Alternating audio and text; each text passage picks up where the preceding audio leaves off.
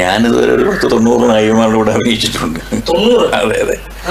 എന്നൊക്കെ പറഞ്ഞാൽ അംഗീകരിക്കപ്പെട്ട ഒരു സിനിമ നിർണ്ണായകനക്ക് വളരെ ബുദ്ധിമുട്ട് നമ്മൾ സഹിച്ചു. ഈ stardom is not the bed of roses എന്ന് പറയും. ഞാനും ഷീലയും 110 പടങ്ങളാണ് നായകനും നായികയായിട്ട് അഭിനയിച്ചിട്ടുള്ളത്. അതൊരു വല്ലാത്തൊരു വേൾഡ്. തമിഴ്, മലയാളം, തെലുങ്ക് ഇങ്ങനെ പല ഭാഷകളിൽ അഭിനയിച്ചിട്ടുണ്ടല്ലോ. ആകെ എല്ലാത്തിലും കൂടെ എത്ര പടങ്ങൾ അഭിനയിച്ചാണ്? മോർ ദാൻ 600 പടങ്ങൾക്ക് മേലെ.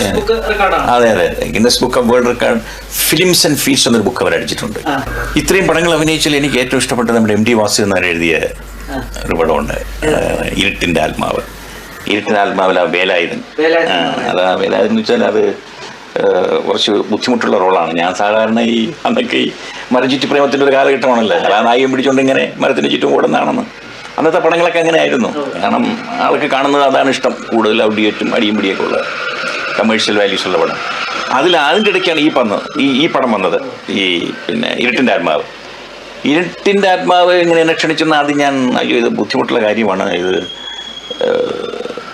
എങ്ങനെയാണ് ഞാൻ സാധാരണ ചെയ്യുന്ന റോളല്ലല്ലോ എന്ന് പറഞ്ഞാൽ അവരിൽ 2 പടം നിർബന്ധിച്ചു. MTയും അതിൻ്റെ ഡയറക്ടർ മിസ്റ്റർ P. ഭാസ്കരൻ 2 പടം നിർബന്ധിച്ചില്ല. നസീറിന് പറ്റിയ ഒരു ആക്ടിങ് സ്കോപ്പും ഒരു ആക്ടർ എന്നുള്ള പേരെടുക്കാനും പറ്റിയ ഒരു പടമാണ് ഇത് കളയരുതെന്ന് പറഞ്ഞു. അതിന് ഓൾ ഇന്ത്യ സർട്ടിഫിക്കറ്റ് കിട്ടിയതിന് അങ്ങനെ അത് വലിയ ഉപേക്ഷ ഉണ്ടാക്കിയ പടമാണ് ആ കാലഘട്ടം. ഞാനൊരു 22 അവസാനം 23 തുടക്കത്തിലാണ് വന്നത്.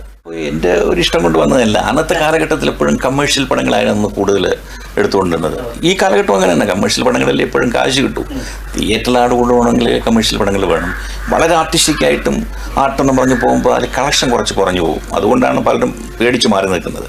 ഞാൻ ആ കാലഘട്ടത്തിലും നല്ല പടങ്ങൾ അഭിനയിക്കണം, നല്ല റോളിൽ ചെയ്യണമെന്നുള്ള ആഗ്രഹമുണ്ട്. ഞാനും മിസ്റ്റർ സത്യനും കൂടെ പറയാറുണ്ട്. ഞാൻ മിസ്റ്റർ സത്യനോട് ചോദിക്കും, മിസ്റ്റർ സത്യൻ നിങ്ങൾക്ക് മാത്രം നല്ല റോളിൽ കിട്ടുന്നല്ലോ, ഞാൻ വളം ഉണ്ടാക്കി. ഇപ്പോൾ പുള്ളിക്കാരൻ മിസ്റ്റർ നസീർ അതൊരു കാര്യമുണ്ട്. കാരണം നിങ്ങളിപ്പോൾ യങ്ങാണ്, ഇപ്പം ഞാൻ നിങ്ങളെക്കൂടെ കുറച്ചുകൂടെ പ്രായമുണ്ട്, എൻ്റെ ഫേസ് കുറച്ചുകൂടെ റഫും ടഫുമാണ്. എനിക്കതുകൊണ്ട് അങ്ങനെയുള്ള ക്യാരക്ടർ ചെയ്യാൻ നിങ്ങൾക്കിപ്പോൾ അത് പറ്റില്ല. അത് കുറേയൊക്കെ കഴിഞ്ഞെങ്കിലേ പറ്റൂ. അതുകൊണ്ടാണല്ല മനഃപൂർവ്വം ചെയ്യുന്നതല്ല. നിങ്ങളിപ്പോൾ ഇങ്ങനെ മുട്ട പോലെ കാണിച്ച് ഇപ്പം പിള്ളേർ പറക്കുന്നൊക്കെ ഓടിച്ച് ഒരു പാട്ടൊക്കെ പാടി ഇങ്ങനെ ആളെ രസിപ്പിച്ച് കാശുണ്ടാക്കണം, അത് അവർ മുതലെടുക്കുന്നതേ ഉള്ളൂ. അതുകൊണ്ട് കുറേ കഴിയുമ്പോൾ അതൊക്കെ വരും എന്ന് പറഞ്ഞു. ഇതെനിക്ക് ഒരേ ഒരു ഭാര്യയും 4 കുട്ടികളും. കാരണം സിനിമയാണല്ലോ, അതുകൊണ്ടാണ് അങ്ങനെ പറഞ്ഞത്. 4 കുട്ടികൾ, എല്ലാവരുടെയും കല്യാണമായി, 3 പെണ്ണും 1 ആണും. 6 കൊച്ചുമക്കളുടെ ഗ്രാൻഡ് ഫാദറാണ് ഞാനിപ്പോൾ. ഞാനിതുവരെ ഒരു 10-90 നായികമാരുടെ കൂടെ അഭിനയിച്ചിട്ടുണ്ട്. അതെ അതെ. അതിൽ ഏറ്റവും കൂടുതൽ അഭിനയിച്ച ഞാനും ഷീലയും 110 പടങ്ങളാണ് നായകനും നായികയായിട്ട് അഭിനയിച്ചിട്ടുള്ളത്. അതൊരു വല്ലാത്തൊരു വേൾഡ് റെക്കോർഡ്. സന്തോഷം എന്ന് പറയുമ്പോൾ ഞങ്ങളെയൊക്കെ അംഗീകരിക്കുന്ന അവസരങ്ങളിലൊക്കെ സന്തോഷം, ഒരു നടൻ എന്നുള്ള നിലയിൽ അതാണല്ലോ ഞങ്ങളുടെ ഏറ്റവും വലിയ ധനം. പിന്നെ എനിക്ക് തന്നെ പത്മഭൂഷൺ എന്നൊരു അവാർഡ് 83 തന്നത് അതൊരു വലിയൊരു അംഗീകാരമാണ്. പിന്നെ അവാർഡുകൾ ധാരാളം കിട്ടിയിട്ടുണ്ട്. ഡൽഹി അവാർഡുകൾ ഞാൻ മിക്കവാറും എല്ലാ പ്രൈം മിനിസ്റ്റർമാരുടെയും പ്രസിഡന്റുമാരുടെയും കയ്യിൽ, ജവഹർലാൽ നെഹ്റു മുതൽ ഇങ്ങോട്ടുള്ള എല്ലാവരുടെ കയ്യിൽ നിന്ന് വാങ്ങിച്ചിട്ടുണ്ട്. പിന്നെ കേരള സ്റ്റേറ്റ് പ്രത്യേക അവാർഡ് 25 വർഷം തികഞ്ഞപ്പോൾ എനിക്കൊരു ഗോൾഡ് മെഡൽ തന്നു. പിന്നെ അത് കഴിഞ്ഞ് ബെസ്റ്റ് ആക്ടർ അവാർഡ് എന്ന് പറഞ്ഞപ്പോൾ ഈ ബെസ്റ്റ് ആക്ടർ 2 പേരും ഒരേ മാർക്കിൽ വന്നപ്പോൾ ഒരാൾ ബെസ്റ്റ് ആക്ടറും ഒരാൾ ഔട്ട്സ്റ്റാൻഡിങ് പെർഫോമൻസും ആക്കി. അങ്ങനെ ഒരു വർഷത്തിൽ എനിക്ക് ഔട്ട്സ്റ്റാൻഡിങ് പെർഫോമൻസ് എന്ന് പറഞ്ഞത് കേരള ഗവൺമെൻറ് തന്നിട്ടുണ്ട്.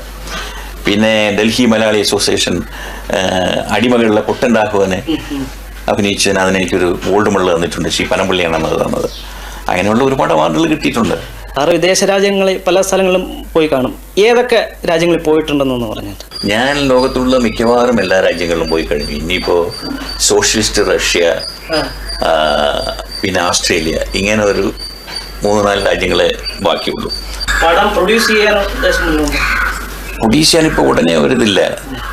ഒരു പടം ഡയറക്റ്റ് ചെയ്യാവുന്ന ഒരാളിനോട് ഞാൻ ഏറ്റിട്ടുണ്ട്. ഒരു 3-4 പടം ഇപ്പോൾ അവർ ഡയറക്റ്റ് ചെയ്യണമെന്ന് പറഞ്ഞു വന്നാൽ 3-4 പ്രൊഡ്യൂസേഴ്സ്.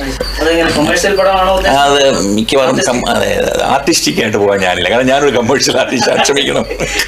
എനിക്ക് അതെ ആർട്ടിസ്റ്റിക് പടം എന്നൊക്കെ പറഞ്ഞാൽ എന്നിൽ നാളത് പ്രതീക്ഷിക്കുകയില്ല. കാരണം മനുഷ്യന് ഒരുപാട് ബുദ്ധിമുട്ടുകളും കഷ്ടപ്പാടുകളൊക്കെ ഉണ്ട്.